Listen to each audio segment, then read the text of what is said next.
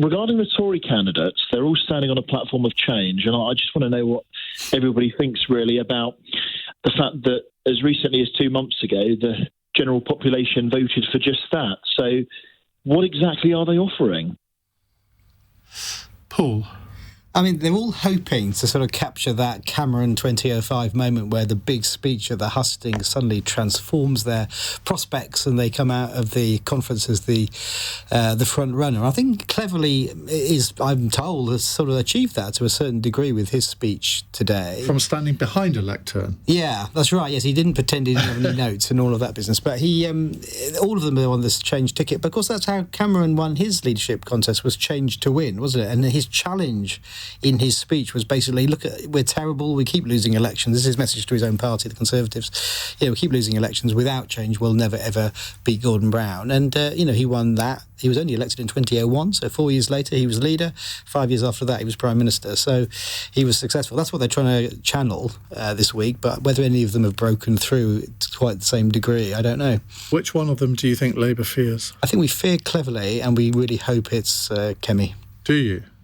Yeah, she's the gift that's going to keep on giving, I think. I mean, she's gaffe-prone, she speaks her mind, which is admirable in some ways, but in the scrutiny of leadership is a real there is a downside. school of thought that she's the only one of the three that would really be able to take the fight to Starmer, and he wouldn't know how to deal with a black woman.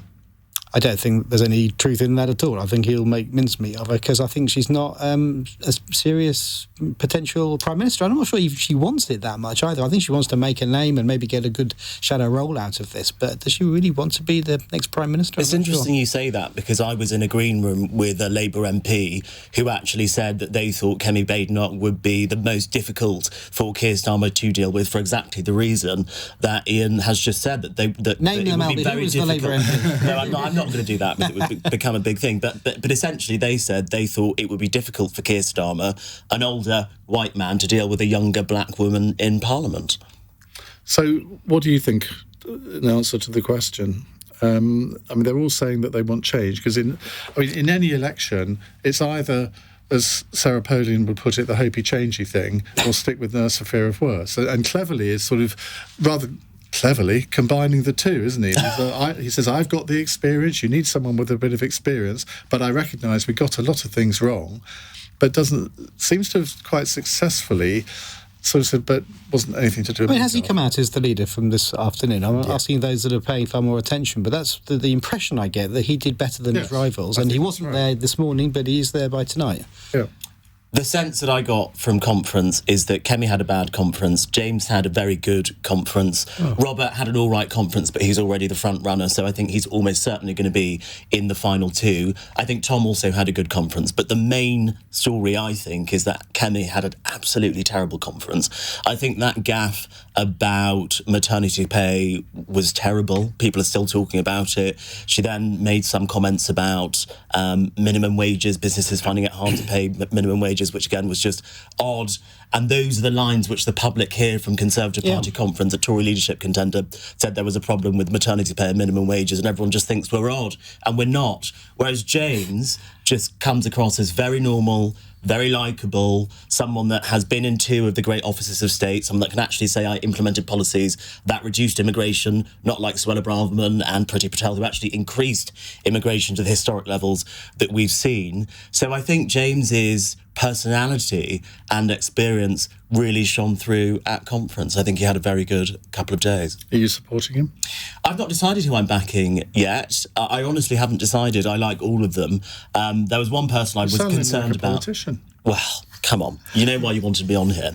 But no, I honestly haven't decided. I like all of them. I was concerned about one person running. They didn't run in the end. So the fact that it's...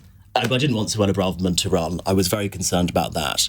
And the fact that she's not running, I think it's a good thing. And I think the candidates that we have left in the race are all good, and I would be happy to work with anyone who wins. Well, that is a politician's answer, isn't it? Good heavens. Matthew. Yeah, I mean, I thought I sat through all four of them, watching them on screen today.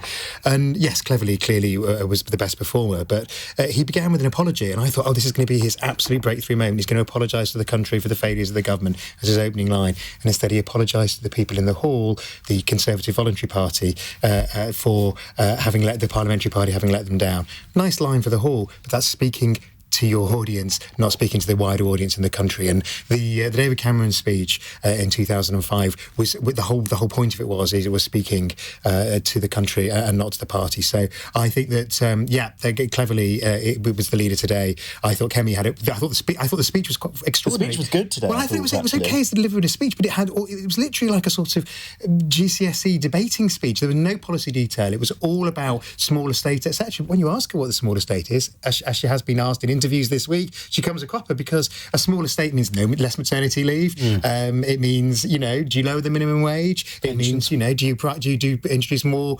pay into the NHS? Fine, but be honest. I think she would say, and this has been a theme of what she said, I think, for some time, is she wants to start from first principles, a bit like, in a sense, Margaret Thatcher did in 1975, and sort of almost go back to Conservative philosophy and think, well, what do we stand for in 2024, and build the policies on that. But, it's a very long-term but she did not get that over in that speech, I didn't think. I think you're right. I think that's absolutely, and in a sense, it's an exciting aim, but it's a very long-term aim. And I think the reason that Labour fears cleverly most, I agree with Paul on that, is because simply the likeability test. I mean, at the moment, the Labour Party hasn't really had somebody that the public liked as its leader since 2007, in terms of somebody whose sort of personal appeal was higher than the party. Well, I'll have to wait for West Streeting for that one.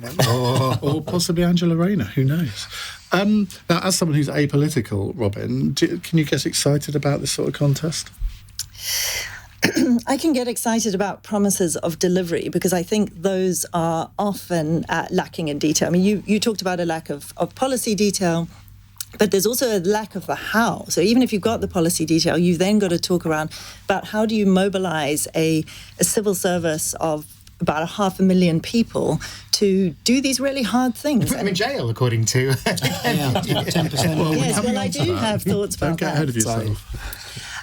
I just think whenever a candidate in any party says we're going to deliver change, we have to hold them accountable for what's an easy statement to make, but requires detail.